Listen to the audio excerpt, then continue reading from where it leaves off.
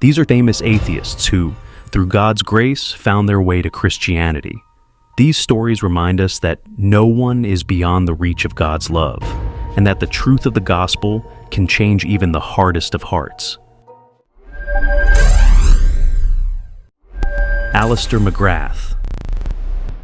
Alister McGrath, a theologian and scientist, began his life as a staunch atheist, believing science had rendered religion obsolete. As a young student at Oxford, McGrath pursued a career in molecular biophysics, fully convinced that faith and science were incompatible. However, his academic studies led him to question the materialistic worldview he had embraced. McGrath found that Christianity provided a more profound and coherent explanation for the complexities of existence, including morality and human purpose.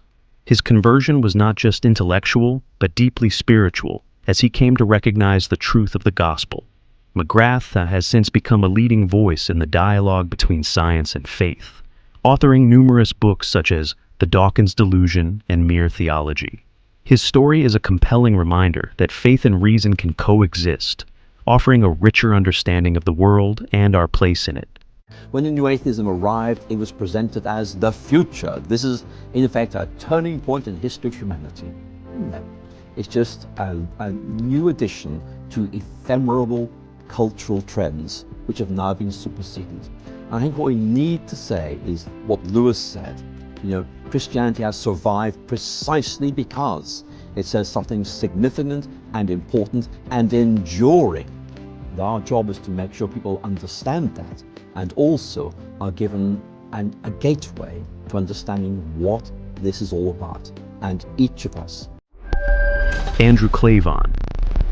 Andrew Clavin, an acclaimed author and screenwriter, spent much of his life as an atheist, dismissing religion as irrelevant. Raised in a secular Jewish household, Clavin viewed faith as a crutch for the weak. However, his life took a dramatic turn when he began to grapple with questions about morality and meaning. Through his reading of Christian literature and reflection on his own experiences, Clavin found himself drawn to the teachings of Jesus. His conversion was solidified during a moment of profound spiritual clarity, leading him to embrace Christianity fully.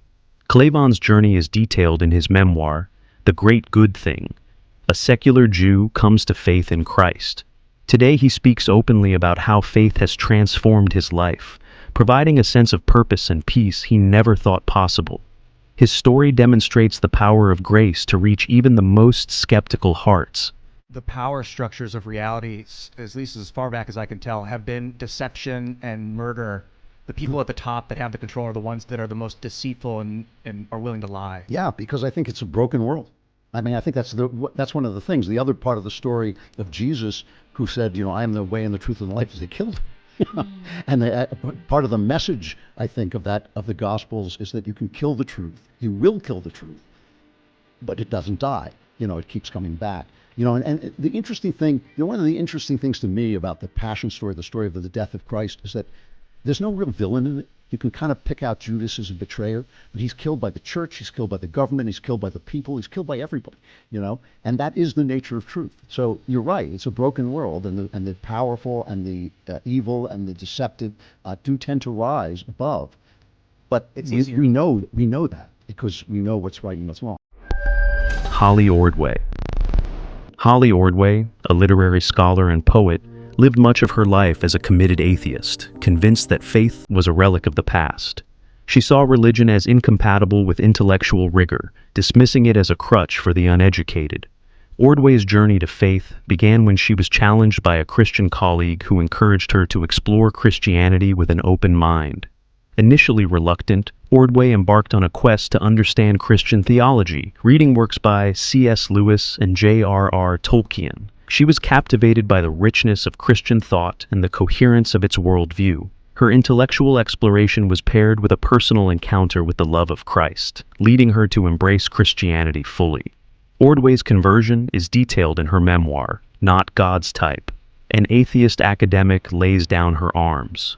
Today she is a professor of English and a vocal advocate for integrating faith and reason, inspiring others to seek truth.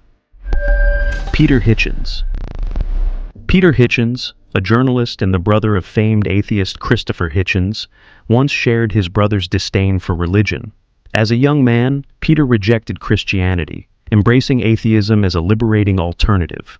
However, his worldview began to unravel as he confronted questions about morality, justice, and the human condition. One pivotal moment was his encounter with Rogier van der Weyden's painting, The Last Judgment, which stirred a deep sense of accountability and spiritual longing within him. This experience, combined with his reflections on the failures of secular ideologies, led Peter to reconsider Christianity. He eventually returned to the faith of his childhood, embracing the teachings of Jesus and the hope of redemption. In his book, The Rage Against God, Hitchens recounts his journey back to Christianity and offers a compelling critique of atheism. His story highlights the transformative power of grace and the enduring relevance of Christian faith in a skeptical world. It begins with the day when, as a teenager at my boarding school in Cambridge, in England, I set fire to my Bible. My brother wrote a book attacking God, Christianity and religion in general. And there are things that he says that are wrong, and I can say so. Blessed are they that fear the Lord and walk in his ways. I thought that this gesture would be a way of showing that I had finally rejected all the things I'd been brought up to believe in. And I went on to behave for the next 20 years of my life or so exactly as if I didn't believe in them. And that's how I discovered, in the end, that what I had rejected was right. I tell the story because this is very much how I regard the new atheists. Self-satisfied, arrogant, intolerant, completely resistant to any kind of outside argument and contemptuous of it. No, I think most of them don't know what they're doing. And one of the purposes of my book is to point out to those who are perhaps open to any kind of persuasion the dangers of what it is they're pursuing, the profoundly intolerant and, in effect, totalitarian nature of the program which they're beginning to set out. You see this all the time in the rage against God of the new atheists. They're angry. They're angry with something. They feel that something's getting in their way. Someone reads the Ten Commandments to them and they say these are horrible, oppressive rules. They don't realize what their real purpose is in goodness, but they do see that they are a nuisance to their plans to be the sole source of good. Jennifer Fulwiler. Jennifer Fulwiler, a former atheist and avid science enthusiast, once viewed religion as irrational and unnecessary. Raised in a secular household, Fulwiler was deeply influenced by scientific thought and believed that human progress made faith obsolete. Her perspective began to shift after the birth of her first child, an experience that awakened a profound sense of wonder and purpose. Fulwiler started exploring questions about existence, morality, and the nature of love. Her intellectual curiosity led her to read the Bible and delve into Christian philosophy and theology. She found the arguments for God compelling and was particularly drawn to the Catholic Church's emphasis on reason and tradition. Fulwiler's conversion to Christianity is chronicled in her memoir, Something Other Than God.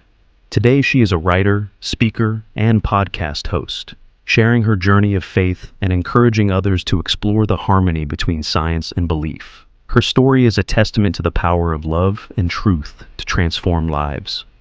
But I wasn't yet, convinced and ready to become a Christian. And so I started a blog. I just threw out every hard question I could think of. I just put it all out there on the blog. And as I would watch the atheists and the Christians go back and forth and debate, I realized we atheists, we don't have the lock on reason that I thought we did. But what I saw with the Christians was they had that too. They had all the knowledge of science and material world that we atheists did, but yet they had the total picture of the human experience of love and triumph and hope, and they could articulate that in a way that the atheists couldn't. When I set my pride aside and said, okay, I feel like I'm talking to myself, but Jesus, I want a relationship with you. I want to know you, even though I don't know how to go about doing that. This peace entered my life, this joy. The way my whole being was transformed, there was just no question that this is somebody real. I think that not only am I more alive now that I'm a Christian, but I'm so much more intellectually alive. Finally, Nothing is off limits. I can ask questions about science, but I can also ask questions about the spiritual world, and I'm free to really seek the truth. These powerful testimonies show that God's love and truth can reach anyone, no matter where they are in life. If their stories have touched your heart, we encourage you to seek God for yourself. He is always waiting with open arms. Thank you for joining us today. Don't forget to like, share, and subscribe to our channel for more stories of faith and inspiration. May God bless you and guide you on your journey. See you in the next video.